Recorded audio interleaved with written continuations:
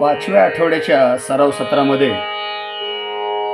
आपण jump note म्हणजे ठराविक टप्प्यावरील स्वर कसे गायचे आणि कसे वाजवावेत हे आपण आज या व्हिडिओच्या माध्यमातून शिकणार आहोत. अगदी सोप्या भाषेत सांगायचं तर जंप नोट म्हणजे एकमेकांपासून लांब असणारे स्वर. क्रमाने येणारे स्वर आपण सहज वाजवतो गातो, पण एकमेकांपासून दूर असणारे स्वर, लांब असणारे स्वर वाजवताना आणि गाताना थोडंसं कौशल्यपणाला लागतं. उदाहरणार्थ सा पासून रे सोडून डायरेक्ट ग वाजवायचं, किंवा रे पासून दोन स्वर सोडून डायरेक्ट प वाजवायचं, किंवा ग पासून तीन स्वर सोडायचे आणि डायरेक्ट नी वाजवायचं.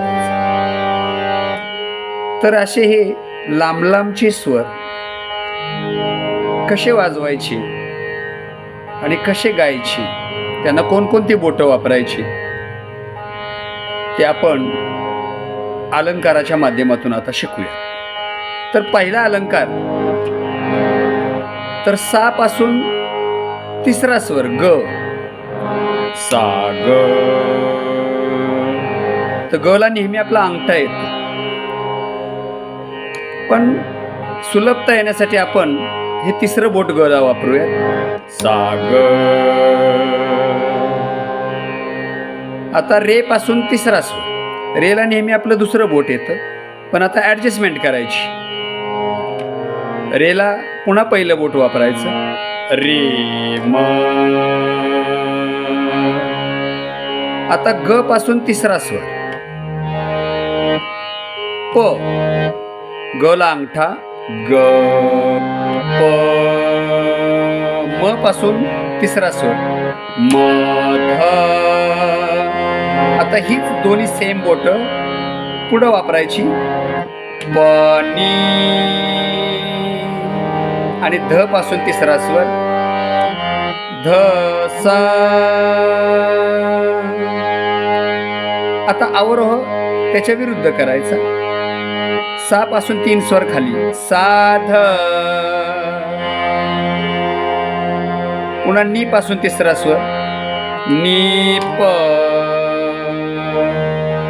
ध पासून तिसरा स्वर सेम बोट तीच वापरायची, ध म. प पासून तिसरा स्वर प ग. म पासून तिसरा स्वर म रे. ग पासून तिसरा स्वर ग सा. आता हाच अलंकार आपण तालाबरोबर शिकूयात. अर्थात त्यासाठी आपण पुन्हा एकदा त्रितालाचीच निवड केलेली आहे. तर त्रिताल हा 16 मात्रांचा ताल असतो, हे आपल्याला माहीतच आहे. तर बघूया तालाबरोबर हा अलंकार कसा वाजतो. सा ग रे म ग प म ध प नी ध सा.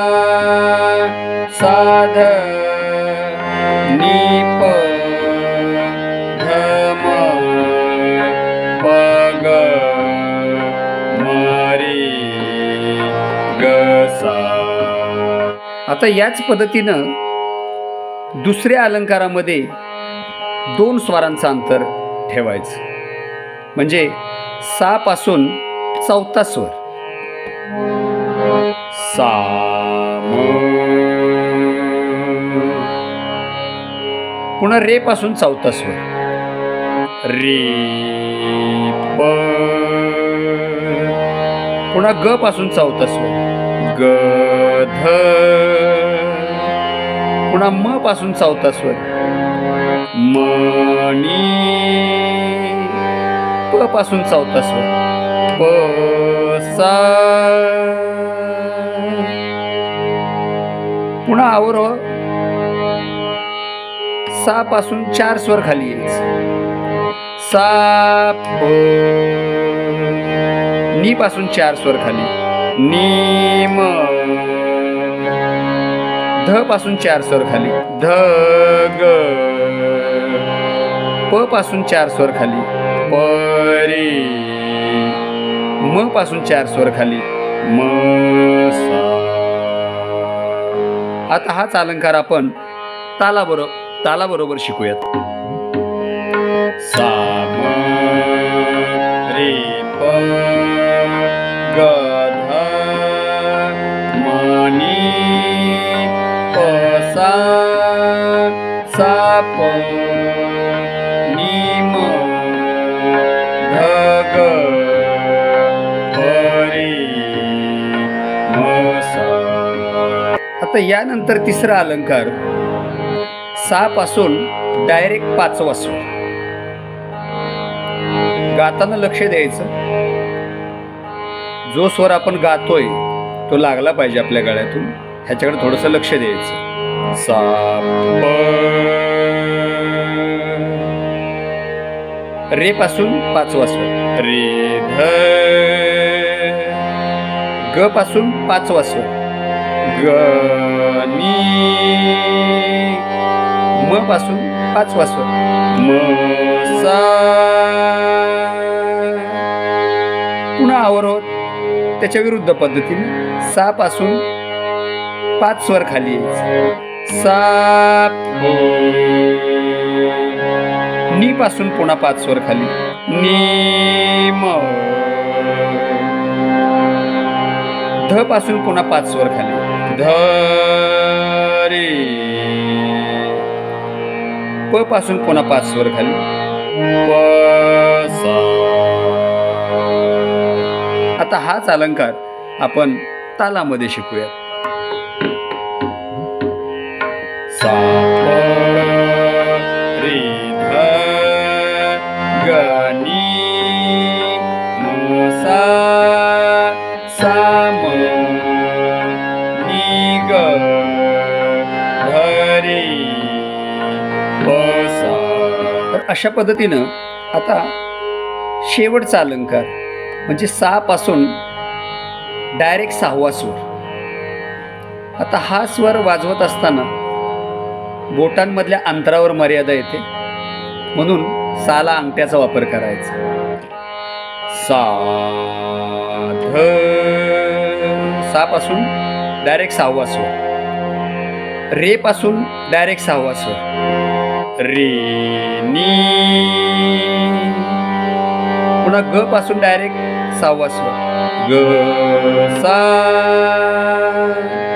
अवरोह त्याच्या विरुद्ध करायचा. सा पासून डायरेक्ट 6 स्वर खाली सा ग. नी पासून डायरेक्ट 6 स्वर खाली नी रे. आणि घ पासून डायरेक्ट 6 स्वर खाली ध सा. आता हाच अलंकार आपण तालाबरोबर बघूयात.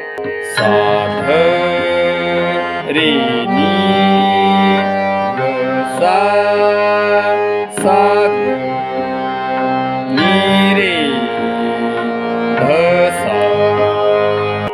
तर अशा पद्धतीनं हे जंप नोट म्हणजे ठराविक टप्प्यावरील स्वर अचूक पद्धतीनं वाजवून गाण्याचा सराव करा. आणि आमचा व्हिडिओ जर आपल्याला आवडला असेल तर लाईक, शेअर आणि सबस्क्राईब करायला विसरू नका. धन्यवाद.